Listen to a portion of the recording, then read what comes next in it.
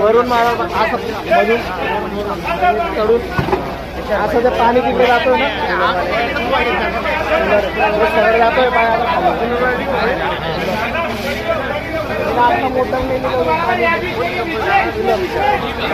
तुमच्या कंपनीला आग लागलेली कारण काय आणि कंपनीचं नाव काय?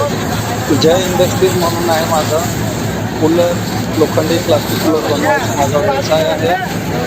मी वरती बाथरूमला गेलो तेव्हा बघितलं, बाथरूममधून निघाल्यानंतर इकडे की आगचा लोड दिसत स्पार्किंग होत होता. इथे फटफटफट आवाज येत होता जोरात. शेजारच्या कंपन्यावाल्याने आवाज दिला मला.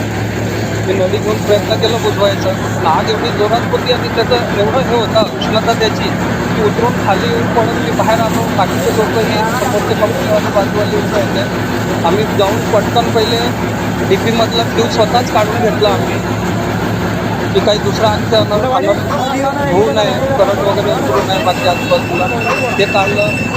त्याच्यानंतर थोड्या वेळानंतर जे आहे आम्ही ते गाडी आली फायरवाल्यांनाही फोन लावला, बाकीच्या कंपनीवाल्यांनी सर्वांनी.